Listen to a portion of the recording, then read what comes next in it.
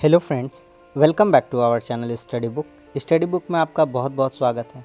आज हम लोग कक्षा 11 की एक कहानी मैं नर्क से बोल रहा हूँ, जो हरिशंकर प्रसाद जी के द्वारा लिखी गई है, इसके बारे में पढ़ने वाले हैं। तो चलिए क्लास को शुरू करते हैं।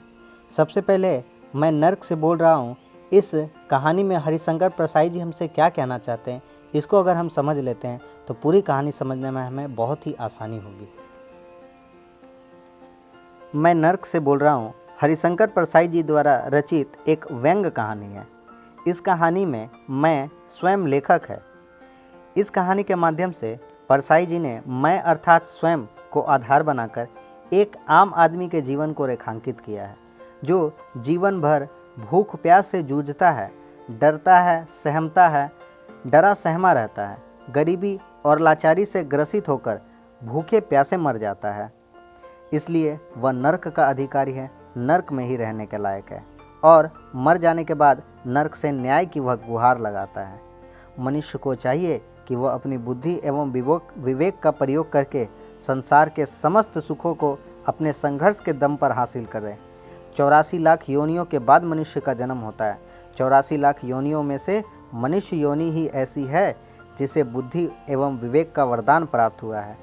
अगर मनुष्य अपने बुद्धि विवेक का प्रयोग कर जीवन में संघर्ष कर कामयाबी हासिल किए बिना ही मर जाता है तो वह निश्चित ही नर्क का अधिकारी है। तो इस कहानी के माध्यम से हरिशंकर प्रसाद जी ने हमें इतना बताया है। अब कहानी को हम पंक्तियों के माध्यम से समझते हुए चलेंगे और जितने महत्वपूर्ण प्रश्न आपके परीक्षा में बन सकते हैं मैंने सभी को अंडरलाइन कर लिया है। आप इनको देखते चलिए, आपका एक भी प्रश्न एग्जाम में नहीं छूटेगा। पूरी कहानी को आप शिद्दत से देखिए। आपसे वादा करता हूं मैं ऐसा समझा दूंगा कि दोबारा आपको पढ़ने की कोई ज़रूरत नहीं पड़ेगी। हे पत्थर पूजने वालों, तुम्हें जिंदा आदमी की बात सुनने का अभ्यास नहीं, इसलिए मैं मरकर बोल रहा हूँ। लेखक कैसे बोल रहा है? मरकर बोल रहा है। क्यों मरकर बोल रहा है? क्योंकि लेखक जानता है कि वह जिस समाज में रहता है वे लोग पत्थर को अवश्य पूजते हैं। वे लोग पत्थर को भोजन और पानी तो जरूर देते हैं, लेकिन जो जिंदा आदमी है उसकी कद्र बिल्कुल नहीं होती है। इसलिए जो लेखक है मरकर बोल रहा है। जीवित अवस्था में तुम जिसकी ओर आंख उठाकर नहीं देखते, उसकी सड़ी लाश के पीछे जुलूस बनाकर चलते हो। जिंदगी में अगर किसी व्यक्ति के जीवन में दुख भी आ जाता है तो उसके साथ लोग खड़े नहीं होते, लेकिन वही व्यक्ति अगर मर जाता है तो उसके लाश के पीछे जुलूस बनाकर चलते हैं। जिंदगी भर तुम जिससे नफरत करते हो उसकी कब्र पर चिराग जलाने जाते हो। जो व्यक्ति जिंदगी भर अंधकार में जिया हो, दुख में जिया हो और मर जाने के उपरांत लोग उसकी जो कब्र पर है चिराग जलाने जाते हैं, अर्थात रोशनी दीप जलाने जाते हैं। मरते वक्त तक जिसे तुमने चुल्लू भर पानी नहीं दिया, अर्थात जो व्यक्ति प्यासा मर गया, मरते पानी पिए बिना ही मर गया, जिसे तुमने चुल्लू भर पानी नहीं दिया, उसकी हाड़ उसकी अस्थियों को गंगा जी में ले जाते हो। अरे तुम जीवन का तिरस्कार और मरण का सत्कार करते हो। लेखक कहते हैं कि ऐसे जो लोग हैं वे लोग जीवन का तिरस्कार करते हैं और मरण का सत्कार करते हैं। इसलिए मैं मर कर बोल रहा हूँ, मैं नर्क से बोल रहा हूँ। मगर मुझे क्या पड़ी थी कि जिंदगी भर बेजुबान रहकर यहाँ नर्क के कोने से बोलता, पर यहाँ एक बात ऐसी सुनी कि मुझ अभागे की मौत को लेकर तुम्हारे यहाँ के बड़े बड़े लोगों में चकचक हो गई। मैंने सुना कि तुम्हारे यहाँ के मंत्री ने सांसद में कहा कि मेरी मौत भूख से नहीं हुई, मैंने आत्महत्या कर ली, मारा जाऊं और खुद ही मौत का जिम्मेदार ठहराया जाऊं। लेखक जब भूख प्यास से मर जाते हैं तो सांसद में यह प्रश्न उठता है। उस सांसद में ही किसी एक मंत्री ने कहा कि जो इस व्यक्ति की मृत्यु हुई, जो लेखक की मृत्यु हुई है, वह मृत्यु भूख के कारण नहीं, उसने आत्महत्या की है। इस पर जो लेखक हैं प्रश्न चिन्ह उठाते हैं। भूख से मरूं और भूख को मेरे मरने का श्रेय न मिले, अन्न की पुकार करता मर जाऊं और मेरे मरने के कारण में अन्न का नाम न आवे, लेकिन खैर मैं यह सभी भी बर्दाश्त कर लेता। जिंदगी भर तिरस्कार का स्वाद लेते लेते सहानुभूति मुझे उसी प्रकार अरुचिकर हो गई थी जिस प्रकार शहर के रहने वाले को देहात का शुद्ध घी, जिस प्रकार के शहर के रहने वालों को देहात का शुद्ध घी नहीं पचता है, उसी तरह से जो लेखक है उन्हें ज़िंदगी भर तो तिरस्कार ही मिलता रहा है, तो उसे सहानुभूति की अब कोई भी उम्मीद नहीं थी। वह जानते थे कि वह जो मरे हैं वह एक षड्यंत्र के कारण मरे हैं और उनके मरने पर भी षड्यंत्र रचा गया है और उनके मृत्यु को एक उनकी मृत्यु को आत्महत्या का नाम दे दिया गया है, जबकि वास्तव में जो लेखक है उनकी मृत्यु भूख के कारण हुई है। हुआ यह कि जो स्वर्ग और नर्क को जो दीवार अलग करती है, उसकी सेंध में से आज सवेरे मेरे कुत्ते ने मुझे देखा और कुर कुर करके प्यार जताने लगा, और मेरे आश्चर्य और क्षोभ का ठिकाना ना रहा कि मैं यहाँ नरक में और मेरा कुत्ता उस ओर स्वर्ग में। कवि जो लेखक है उन्हें यह बात बहुत ही सताती है कि यह जो स्वर्ग और नरक को अलग करने वाली जो दीवार है, तो लेखक खुद को नरक के दरवाजे पर पाता है और जो उसका कुत्ता है वह स्वर्ग में, जबकि वह जो कुत्ता है उसने चोरी की थी, उसने जबरन पड़ोस के घर में घुस करके निवाला खाया था और उसे सज़ा मिली थी और उसे डंडे की चोट से वह मर गया था। लेकिन जो लेखक है उसने कभी चोरी नहीं की, कभी डाका नहीं डाला, कभी झूठ नहीं बोला, वह भूखे ही मर गया, लेकिन फिर भी वह नरक में नहीं, उसे तो स्वर्ग में होना चाहिए था। यही बात के लिए लेखक थोड़ा सा विचार करता है कि मैं यहाँ नरक में और मेरा कुत्ता उस स्वर्ग में। यह कुत्ता मेरा बड़ा प्यारा कुत्ता, युधिष्ठिर के कुत्ते से भी अधिक। जब से मेरी स्त्री एक धनी के साथ भाग गई, तभी से यह कुत्ता मेरी संगी रहा। अर्थात वह जो कुत्ता था लेखक का संगी कब से रहा था, जब उसकी स्त्री एक धनी के साथ भाग गई थी। ऐसा कि मेरा मरा भी साथ भी। और वह जो कुत्ता था उस लेखक का इतना परम साथी था कि मरता है तो वह भी लेखक के साथ ही मरता है। कभी मुझे छोड़ा नहीं इसने। बगल का सेठ इसे पालना चाहता था, सेठानी तो इसे बहुत प्यार करती थी, पर यह छोड़कर मुझे गया नहीं, कभी लुभाया नहीं।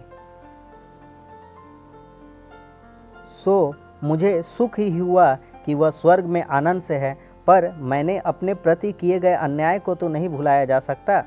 और भाई, यह तुम्हारा मृत्यु लोक तो है नहीं, जहाँ फरियादी नहीं सुनी जाती, जहाँ फरियादी को ही दंड दिया जाता है, जहाँ लाल फीते के कारण आग लगने के साल भर बाद बुझाने का ऑर्डर आता है। यहाँ तो फरियादी तुरंत सुनी जाती है। सो मैं भी भगवान के पास गया और प्रार्थना की, हे भगवान, पृथ्वी पर अन्याय भोग कर इस आशा से यहाँ आया कि न्याय मिलेगा, पर यह क्या कि मेरा कुत्ता तो स्वर्ग में और मैं नरक में। दरअसल होता ये है कि जो लेखक का कुत्ता रहता है वह पड़ोस के घर में जबरन घुसकर खाना खा लेता है और डंडे की चोट खाने से उसकी मृत्यु हो जाती है। और जो लेखक है वह कभी झूठ नहीं बोलता, चोरी नहीं करता, डाका नहीं डालता और भूखे मर जाता है, तो वह उम्मीद करता है ईश्वर से, भगवान से कहता है कि उसे तो स्वर्ग मिलना चाहिए और कुत्ते ने चोरी की है तो इसे नरक मिलना चाहिए। लेकिन होता तो इसके विपरीत ही है। जो लेखक है वह ईश्वर से, भगवान से गुहार लगाते हुए कहता है कि यह भाई, यह तो मृत्यु लोक तो है नहीं, जहाँ फरियादी की नहीं सुनी जाती है। अर्थात मृत्यु लोक के बारे में लेखक बताता है कि किस तरह से यहाँ भ्रष्टाचार फैला हुआ है। यहाँ फरियादी की नहीं सुनी जाती, फरियादी को ही दंड दिया जाता है। जहाँ लाल फीते के कारण, अर्थात जो सरकारी कर्मचारी है उनके कारण आग लगने के साल भर बाद बुझाने का ऑर्डर रहता है। यानी सरकारी व्यवस्था ऐसी है कि आग कहीं पर लग जाई हो तो बुझाने का कार्यक्रम जो होगा वह साल भर बाद ऑर्डर आता है। यहाँ तो फरियाद तुरंत सुनी जाती है। लेखक कहते हैं कि मृत्यु के बाद जब वह स्वर्ग और नर्क के लोक में आए हैं तो वह कहते हैं यहाँ तो फरियादी की तुरंत सुनी जाती होगी, तो मैं भी भगवान से यही प्रार्थना करता हूँ कि यहाँ पर कम से कम मुझे पृथ्वी पर न्याय नहीं मिला तो वहाँ से मैं प्रताड़ित होकर यहाँ पर आया हूँ, इस उम्मीद से आया हूँ कि कम से कम यहाँ तो मुझे न्याय मिलेगा, पर यहाँ भी तो मेरे साथ अन्याय ही हो रहा है। और भगवान ने एक बड़ी, अच्छा ये पंक्ति छूट गई थी, जीवन भर कोई बुरा काम नहीं किया, भूख से मर गया पर चोरी नहीं की, किसी के आगे हाथ नहीं फैलाया। जैसे कुत्ता तो कुत्ता होता है वैसे तो यह भी कुत्ता है। कई बार आपका भोग खाते पीटा है यह, और इसे आपने स्वर्ग में रख दिया। लेखक यहाँ कहते हैं कि यह जो कुत्ता है इसने चोरी की है, यह तो आपका भोग खा जाता है, फिर भी आपने इसे स्वर्ग में रख दिया है। और भगवान ने एक बड़ी बही देखकर, धर्मराज एक बड़ी बही देखकर कहते हैं, इसमें लिखा है कि तुमने आत्महत्या की है। अब लेखक के बारे में जो भगवान है, धर्मराज जी है, वो कहते हैं देख करके, एक बही यानी डायरी देख कर कहते हैं कि इसमें तो लिखा है कि तुमने आत्महत्या की है। मैंने कहा नहीं महाराज, मैं भूख से मरा, मैंने आत्महत्या नहीं की। पर वे बोले नहीं, तुम झूठ बोलते हो, नहीं तुम झूठ बोलते हो, तुम्हारे देश के अन्न मंत्री ने लिखा है कि तुमने आत्महत्या की है, तुम्हारे शरीर के पोस्टमार्टम से यह सिद्ध हुई है। और भगवान आसमान से गिरते गिरते बचे जब मैंने कहा कि महाराज यह रिपोर्ट झूठ है। आपसे प्रश्न पूछा जाएगा भगवान आसमान से गिरते गिरते कैसे बचते हैं, जब लेखक है कहता है कि यह रिपोर्ट झूठी है, जो उनके मरने की जो पोस्टमार्टम है रिपोर्ट है वह झूठी है। मेरा पोस्टमार्टम हुआ ही नहीं। अरे मैं तो जला दिया गया था। इसके 10 दिन बाद संसद में प्रश्न उत्तर हुए, तो क्या मेरी राख का पोस्टमार्टम हुआ है? और तब मैंने उन्हें पूरा हाल सुनाया। लेखक कहते हैं कि जो मेरा शव है, मेरी शरीर है, मरने के बाद तो मुझे जला दिया गया था, तो मेरा पोस्टमार्टम कैसे हो सकता है? यह बात बिल्कुल झूठी है, यह रिपोर्ट झूठी है। तब भगवान आसमान से गिरते गिरते बचते हैं। संसद में कितने दिन बाद प्रश्न उत्तर होता है? 10 दिन बाद प्रश्न उत्तर संसद में होता है। लो तुम भी सुनो। तुम नहीं जानते मैं कहाँ जिया, कहाँ रहा, कहाँ मरा। दुनिया इतनी बड़ी है कि कोई किसी का हिसाब नहीं रखता।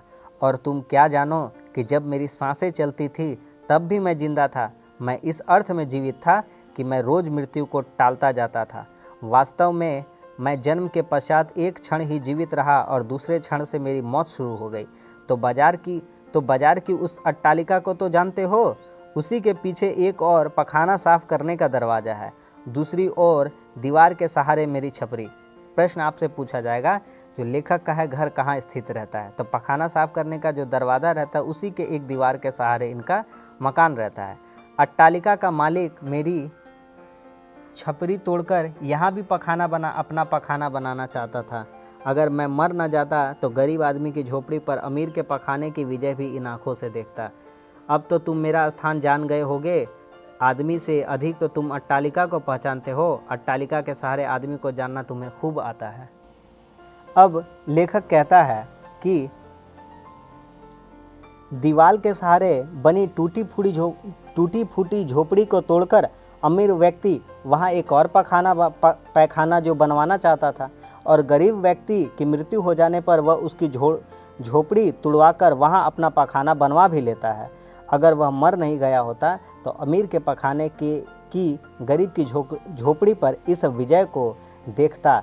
भगवान भी गरीबों की नहीं अमीरों की ही सुनते हैं। इस स्थिति पर भी लेखक ने व्यंग किया है कि अट्टालिका के सहारे आदमी को जानना तो तुम्हें खूब आता है। अर्थात लेखक कहता है कि जो बड़े आदमी होते हैं भगवान उनकी भी सुनता है, गरीब की तो न मनुष्य सुनता है और न ही भगवान सुनता है। बस यही झोपड़ी में रहा मैं। मेरे आसपास अन्न ही अन्न था। दीवाल के पार से जो चूहे आते वह दिन पर दिन मोटे होते जाते, और 2 रोज़ तक वे इसलिए नहीं आए कि निकलने का थोड़ा मार्ग बनाते रहे। यहाँ पर लेखक कहते हैं कि मैं जिस माहौल में, जिस समाज में रहता था, मेरे आसपास तो अन्न का भंडार था, लेकिन और इतना भंडार था कि जो चूहे थे वे भी खा कर दिन पर दिन मोटे होते जा रहे थे। वे इतने मोटे हो गए थे कि उन्हें जो उनका बिल था वह भी छोटा पड़ रहा था, और वे 2 दिन तक इसलिए अनाज खाने नहीं आए क्योंकि वे तो रास्ता बना रहे थे, अपने हिसाब से वह रास्ता बना रहे थे क्योंकि वे काफ़ी ज़्यादा मोटे हो गए थे। फिर भी मैं भूखा रहा, बेकार था। अनाज 10 रुपये सेर था, इससे तो मेरे लिए मौत सस्ती थी। यहाँ पर जो अनाज था वह 10 रुपये सेर था, इससे तो कवि को मौत ही सस्ती लगती थी, क्योंकि अनाज बहुत महंगा था और मौत तो फोकट में ही जो लेखक है उसे मिल गई थी। इसलिए लेखक ने कहा है कि अनाज से, जो अनाज है उससे सस्ती तो मेरी मौत ही थी। आखिर मेरी मौत भी आई। जिस दिन आई उस दिन अट्टालिका के उस पार वाले रईस के लड़के की शादी थी। कवि जिस दिन मरता है, जिस दिन उसकी मृत्यु होती है, उस दिन अट्टालिका के उस पार वाले एक रईस लड़के की शादी रहती है। बड़ा अमीर था, सारा गांव जानता था कि उसके पास हजारों बोरे अन्न था, पर कोई कुछ नहीं कहता था। पुलिस उसकी रक्षा करती थी, और उस दिन मेरी मौत धीरे धीरे काला पंजा बढ़ाती आती थी।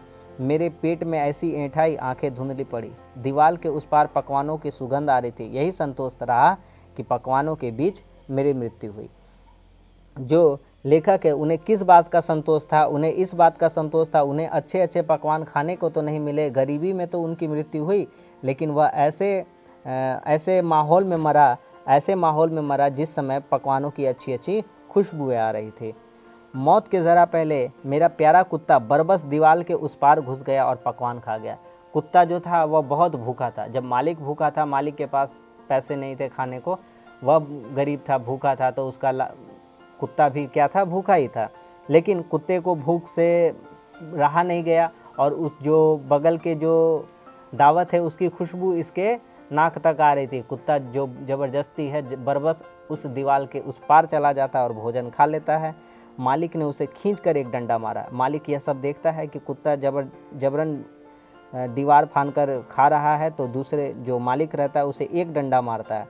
वह कराहता हुआ मेरे पास आकर पड़ गया और बेचारा जो कुत्ता है वह वापस अपने मालिक के पास आता है, तो वह कराहता हुआ वापस आता है। चीखता रहा। मेरे भी प्राण निकल रहे थे, पर मुझे इस जानवर के सामने चीखने में लज्जा आई। जो लेखक है, लेखक के भी प्राण निकल रहे थे, लेकिन वह चीखा नहीं। इसलिए नहीं चीखा क्योंकि उसे जानवर के सामने चीखने में लज्जा आ रही थी, क्योंकि यह तो मनुष्य था। इधर मेरे पेट में आखिरी ऐंठ आई और पंछी ने पिंजरा खाली किया। पंछी ने पिंजरा खाली किया अर्थात उसकी मृत्यु हो गई। उधर मेरे कुत्ते का भी दम टूट गया। डंडे की चोट बड़े मर्म की थी। डंडे की चोट कैसी थी? बड़े मर्म की थी। दोनों मरे, एक साथ मरे। फ़र्क इतना था कि खाकर मरा और मैं बिना खाए। कुत्ता भी मरा, मालिक भी मरा। दोनों में फ़र्क इतना ही था, जो कुत्ता था खाकर मरा था, मालिक भूखा मरा था। जो कुत्ते ने संघर्ष करके अपने भोजन को प्राप्त किया था, लेकिन मालिक ये कीड़े की भांति तुच्छ सा वह बिना खाए ही मर गया। उधर बारात उठी। इधर चांडालों ने टीन की गाड़ी में मुझे पटक कर घसीटा। सड़क के उस ओर से अमीर के लड़के की बारात जा रही थी, इस ओर से मेरी यह सरकारी अर्थी। सरकार ने भोजन का प्रबंध नहीं किया था, पर मरने वालों की लाशों को दफनाने का इंतजाम बहुत अच्छा किया था। उधर बारात के पीछे मंगल गान हो रहा था। मेरी लाश के पीछे एक भी रोने वाला नहीं था। ऐसी सफाई से मरा कि किसी को कष्ट न हुआ, कुत्ते तक को नहीं, क्योंकि कुत्ता भी साथ में ही मरा था। अगर लेखक के पीछे रोने वाला कोई भी नहीं था। अगर कुत्ता जीवित होता तो ही लेखक के पीछे रोने वाला एक होता, जो कि उसका प्यारा कुत्ता होता, लेकिन कुत्ता भी तो उसके साथ ही मर गया, तो अब लेखक के पीछे भी रोने वाला कोई नहीं था। बारात पहुंच गई थी, गोले छूट रहे थे और इधर अपर्याप्त लकड़ी में मेरी हड्डियां चटचटा रही थी। भ्रष्टाचार यहाँ भी देखने को मिलता है, क्योंकि जब लेखक मरता है तो उसके जो सरकार लकड़ी भी जलाने को देती है, वह भी लकड़ी पूरे शरीर को जलाने के लिए अपर्याप्त रहती है। लकड़ी के अभाव में जो लेखक है उसकी हड्डियां चटचटा रही थी। ऐसा मरा और मरकर यहाँ जब आया तो मुझे कुछ दुख नहीं हुआ। जब मैं नर्क में भेज दिया गया, मैंने प्रतिवाद करना नहीं सीखा था और यही स्थान भी उससे ज़्यादा खराब नहीं था। लेखक कहते हैं कि मैं जहाँ पहले रहता वह भी नर्क था और मैं जहाँ अब आया हूँ यह भी नर्क है। मैंने कभी प्रतिवाद करना नहीं सीखा है, मैं ज़िंदगी भर रह चुका था। कहानी भगवान ने सुनी। यह सब कहानी भगवान सुनते हैं। भगवान उसके बाद बोलते हैं, बोले तुम भूख से मरे ना, फिर भी तुम नर्क में रहोगे और कुत्ता स्वर्ग में रहेगा, और यह तुम्हारे बगल का कमरा उस झूठे मंत्री के लिए खाली होगा। मैंने सर पकड़ लिया, बोला भगवान यह कैसा न्याय? वे बोले, अरे मूर्ख कायर, तू कुत्ते से भी हीन है। बेचारा कुत्ता दीवार को लांघ कर घुस गया और खाना खा आया, और तू आदमी कहलाने वाला हाय हाय करके मर गया। तू दीवार लांघ नहीं सकता था, दीवार तोड़ नहीं सकता था। भगवान लेखक से कहते हैं कि यह जो तूने दीवार बनाई है, यह दीवार मेरे द्वारा बनाई हुई नहीं है, यह दीवार तो मनुष्यों ने ही बनाई है। तो क्या तू उस दीवार को नहीं तोड़ सकता था? तुझसे लाख गुना भला तो यह तेरा कुत्ता है। बेचारा कुत्ता दीवार को फान कर खाया और खा करके मरा है। तू तो कीड़े मकोड़े जैसा भूखा ही मर गया। लानत है मुझे तुझ पर। तुझसे अच्छा तो यह कुत्ता है। मैं अब कुत्ते ही कुत्ते बनाने का फैसला कर रहा हूँ, और यह कुत्ता जो है स्वर्ग में ही रहेगा, लेकिन तू नर्क में रहेगा। लेकिन भगवान, मैंने कहा वह दीवार कैसे तोड़ता, कैसे लांघता? यह पाप होता ना। भगवान ने क्रोध से कहा, पाप पुण्य के झमेले में पड़ने वाले कायर, यह दीवार क्या मेरी बनाई हुई थी? भगवान कहते हैं कि वह तू पाप पुण्य के चक्कर में पड़ता है। यह दीवार तो मैंने नहीं बनाई थी, तो वह दीवार क्यों नहीं तोड़ा तूने? तमाम दीवारें आदमियों ने खड़ी की है और तू उन्हें तोड़ने में पाप पुण्य देखता है। मूर्ख, तेरा कुत्ता तुझसे ज़्यादा समझदार है। वह घुस गया, खाया और डंडे की मार से यहाँ आकर मरकर यहाँ आ गया। उसमें मनुष्यत्व है, तुझ में पशुत्व भी नहीं। मैंने तुम्हें बुद्धि दी है, हाथ पैर दिए हैं, कार्य शक्ति दी है, और तू अकर्णमय बुजदिल कीड़े सा मर गया। मनुष्यों ने मुझे बहुत निराश किया है। अब मैं कुत्ते ही कुत्ते निर्माण करने का विचार कर रहा हूँ। तुम जैसे अकर्णमय, कायर, भीरू, मूर्ख को नर्क नहीं तो क्या इंद्रासन मिलेगा? मैं नर्क में ढकेल दिया गया, और इस कोने से तुमसे कह रहा हूँ कि मेरे देशवासियों, मेरी जैसी मौत ना मरना, कुत्ते की मौत मरना। अर्थात लेखक कहना चाहते हैं कि मेरी जैसी मौत न मरना, अर्थात कभी भूखे न मरना, प्रतिवाद करना सीखो, जो गलत है उसे गलत कहना सीखो, सच्चाई के रास्ते पर चलो, ईमानदारी के रास्ते पर चलो और भ्रष्टाचार के खिलाफ आवाज़ उठाओ। जिस तरह से कुत्ते ने संघर्ष किया, वह जबरन उसे भूख लगी थी तो जबरन वह दूसरे बगल वाले कमरे में बगल अपने पड़ोसियों के घर में घुस जाता और खा कर मरता है, उसी तरह से हमें यह संदेश देना चाहते लेखक कि हमें भी कुत्ते की भांति ही मरना चाहिए। आज भारत में कोई भी व्यक्ति अपनी बात को जीते जी नहीं रख पाता, वह डरा हुआ, सहमा हुआ जीवन व्यतीत करता है। सच बोलने की हिम्मत उसमें होती नहीं, क्योंकि वह जानता है कि अगर सच बोलने के एवज में उसे तो केवल मौत ही मिलनी है। इसलिए लेखक मरने के बाद नर्क से न्याय की गुहार लगाता है और हमसे आग्रह करता है कि मेरी जैसी मौत ना मरना, मेरे कुत्ते की मौत मरना। तो यह कहानी थी छोटी सी। मैंने आपको पूरी अच्छे से समझाने का प्रयास किया और उम्मीद करता हूँ कि आपको समझ में आया होगा। वीडियो अच्छा लगा तो लाइक कर दीजिए, दोस्तों में भी शेयर कर दीजिए और चैनल पर नए तो चैनल को सब्सक्राइब कर लीजिए। क्लास 11-12 के हिंदी इंग्लिश को मैं पढ़ा दूंगा। जितने भी इसके इंपॉर्टेंट क्वेश्चन आंसर रहेंगे सारे इस चैनल हम लोग इस पर डिस्कस करेंगे। तो बस मिलते हैं किसी अगली वीडियो में। चैनल अच्छा लगा तो ज़रूर सब्सक्राइब कर दीजिए। चलिए मिलते हैं अगली वीडियो में, तब तक के लिए धन्यवाद। जय हिंद।